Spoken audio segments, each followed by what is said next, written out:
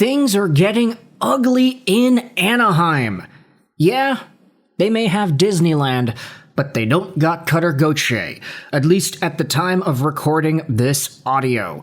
You see, Gauthier, following the footsteps of Leo Carlson, is in a pretty difficult contract negotiation with Anaheim. At least, that's what it is right now as I'm speaking into this microphone. Maybe by the time this video is public on YouTube, the guy's already signed. But for now, Cutter Gauthier remains unsigned as an RFA. His contract went on till the end of this previous season on an ELC, and he is ineligible for an offer sheet. Gauthier had 40-plus goals last year and is looking like one of the NHL's premier power forwards.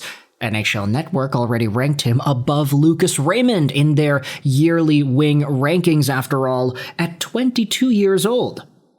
But with that said, leave it to Paul Shaheen, who does work for Research on Ice, NHL Network Radio, and he covers the Blackhawks, NHL, NCAA, and more, who tweeted this a few days ago. Word today from reliable sources that Anaheim has offered RFA Cutter Gauthier $13 million a year at 4 years. It was rejected by Gauthier and his agent Kurt Overhart. In the moment, per Puckpedia, the Ducks are just over $9 million in available salary cap space. Suffice to say, if and when Gauthier signs, the Ducks will have to be creative at the cap come the start of the season. Now, at the time of me actually speaking into this microphone, this tweet is about 27 hours old. This video will come out later tomorrow at some time because I'm still in Japan doing the thing. It's just, we got a lot of videos that have already been recorded and published, so we gotta space things out enough so that I don't die from heat exhaustion over here. But either way, Cutter Gauthier is indeed a name that remains unsigned. If he is already signed by the time this video is up, then I apologize. This is going to get ugly, folks. A guy who is genuinely one of the best young players in the league, who already, I don't want to use the word defected, but he essentially defected from the team that drafted him 5th overall 4 years ago in the Philadelphia Flyers. This is a guy that was such a dominant figure in the NCAA, at the World Junior level for Team USA, and at the World Championship level.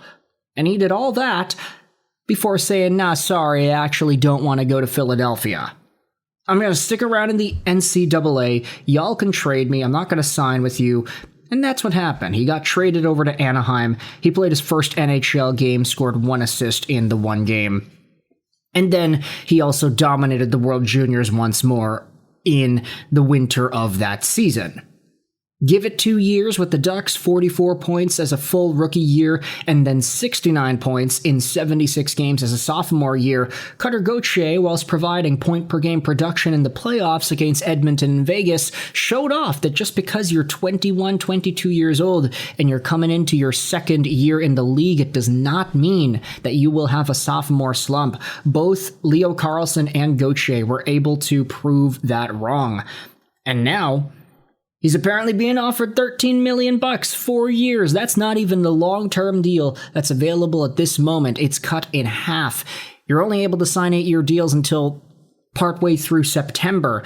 And if the Ducks are seriously sitting there and offering him 4 years, it does seem like Pat Verbeek is willing to compromise, at the very least say, hey, we can give you a 4-year deal. By the time you're 26 years old, you're going to be getting more money. The cap is going up. We will give you more money. Just stay with us for now at 13. And Cutter Gauthier's like, nah, I don't want to do that. Rejected by Gauthier and his agent, according to Shaheen's reporting. There are a number of other tweets going out there and talking about this. It's going to get ugly in Anaheim. The Ducks reportedly offered Gauthier 4 by 13, $52 million total. Gauthier and Overhart turned it down. That's a monster offer to reject, especially with Anaheim already sitting at just over $9 million in projected cap space. The Ducks would already need to clear roughly $4 million just to fit a $13 million deal, and Gauthier's camp apparently believes he is worth even more. After a 41-goal season, Gauthier has plenty of leverage, and Anaheim has already committed enormous money to its young core. The Ducks now have to either raise the offer, change the structure, or start moving contracts. $52 million turned down. Now this gets interesting. I'm just going to go out there and say this. Cutter Gauthier has all the leverage in the world. Like, there is no reason for Anaheim to let up on giving this guy as much money as possible, because Cutter Gauthier has all the right to say no. You gave Leo Carlson 18. We all understand that that's not Pat Verbeek's idea. It's not what he wanted to do. It's what the Philadelphia Flyers did. In a way, Philadelphia helped Gauthier, because they said to the rest of the NHL, hey, Carlson is going to sign an $18 million deal. Get with the times or lose out on your players. Then you had the other dominoes fall. Celebrini, Connor Bedard, even Bowen Byram to an extent earlier in the offseason, making 12.5. Cutter Gauthier was offered 13, and he said, no, I'm not making $500,000 more than Bowen Byram. I'm not making $500,000 more than Connor McDavid. Okay, Connor McDavid, that's a bad example. He's the best player in the league, but still, young players are getting all this money. We're in the player empowerment era, after all. And Cutter Gauthier, until he gets a number he is satisfied with, he is able to sit there and say to Anaheim, yeah, no, I'm not taking this deal.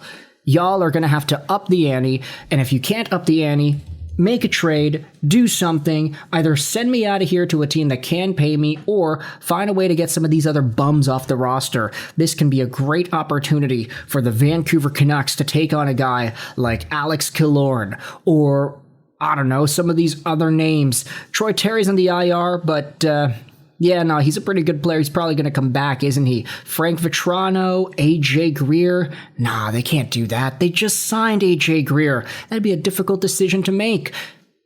Pavel Mintyukov also is making 7.2 for a long while, because Anaheim wanted to avoid another Leo Carlson conundrum going down.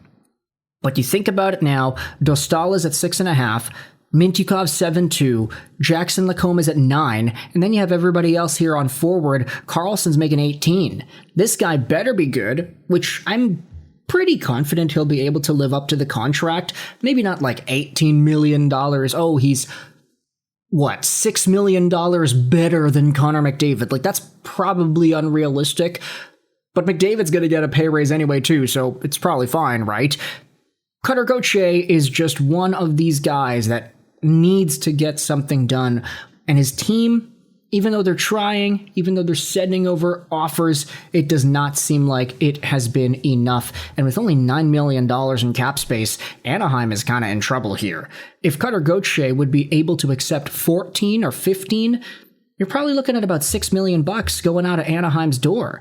What, you're going to trade away Alex Killorn and then maybe a depth piece as well just to keep Cutter Gauthier? Obviously, keeping Gauthier is the biggest thing possible here, but Anaheim is going to have to navigate this with extreme precision over the next few days. You can let me know your thoughts in the comments section down below. How do you feel about Paul Shaheen's report? Cutter Gauthier has rejected $13 million Ducks. That actually makes a lot of sense. $13 million from the Ducks per season at 4 years. $52 million down the drain. Gauthier said no. How do you feel about all this? Where do you think the contract inevitably lands? And does it land with those quack Disneyland Ducks? Thoughts in the comment section down below. I hope you enjoyed this video. And bye.